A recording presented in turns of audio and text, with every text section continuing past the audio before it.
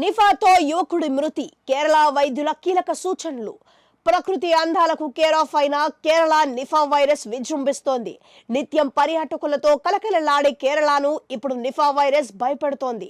ఈ నేపథ్యంలో అధికారులు అప్రమత్తమయ్యారు. వైరస్ కట్టడికి చర్యలు చేపట్టారు. నిఫా వైరస్ కేరళ వాసుల్లో కలకలం రేపింది.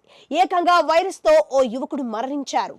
బాధితుడి వయసు కూడా 24 ఏళ్లు మాత్రమే కావడం తీవ్ర విషాదం నెలకొంది. ఈ మేరకు కేరళ వైద్యశాఖ మంత్రి వీణా జార్జ్ వివరాలు వెల్లడించారు. మలపురంకు చెందిన యువకుడు బెంగళూరులో చదువుకుంటున్నాడు. కొద్ది రోజులుగా అనారోగ్యంతో బాధపడుతున్నారు. మలపురంలో ఓ ప్రైవేటు ఆసుపత్రిలో చికిత్స పొందుతున్నారు. ఎన్సెఫిలైటిస్ తో బాధపడుతూ ఆసుపత్రిలో అనుమానంతో వైద్యాధికారులు నమూనాలు సేకరించారు. ల్యాబ్ కు పంపించగా పరీక్షించిన వైద్యులు ఆ యువకుడికి నిఫా లక్షణాలు ఉన్నట్లుగా నిర్ధారించారు.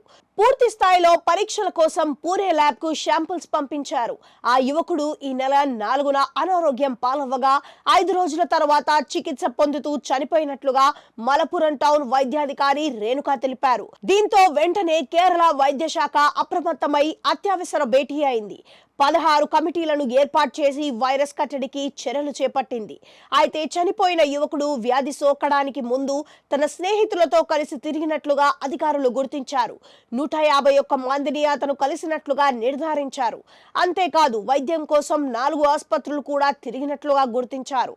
దాంతో ఇప్పుడు వైద్య శాఖ మరింత అప్రమత్తమైంది. వైరస్ కట్టడికి తీసుకునే చర్యల్లో భాగంగా వ్యాధి నిర్ధారణకు ముందు అతను కలిసిన వారిని గుర్తిస్తున్నారు. ఇప్పటికే వారిని గుర్తించగా చాలా మందిని ఐసోలేషన్ లో పెట్టారు. అయితే వారిలోనూ ఓ 5గురికి నిఫా లక్షణాలు కనిపించినట్లుగా వైద్యులు తెలిపారు. వారి నమూనాలను నిర్ధారణ కోసం ల్యాబ్ కు శాంపిల్స్ పంపినట్లుగా చెప్పారు.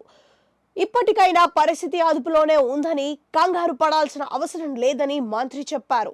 అయితే జూలై నెలలో అదే నిఫాతో 14 ఏళ్ల బాలుడు చనిపోయాడు.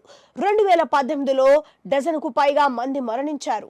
2001 నుంచి ఇప్పటి వరకు దేశంలో 100కి పైగా నిఫా కేసులు నమోదు కాగా ఒక కేరళలోనే 29% కేసులు వచ్చాయి. ఈ యువకుడు మృతితో నిఫాతో చనిపోయిన వారి సంఖ్య 22కి చేరింది. కాగా వ్యాధి బారి నుంచి కాపాడుకునేందుకు ప్రజలు తప్పనిసరిగా మాస్కులు ధరించాలని వైద్య శాఖ సూచిస్తోంది.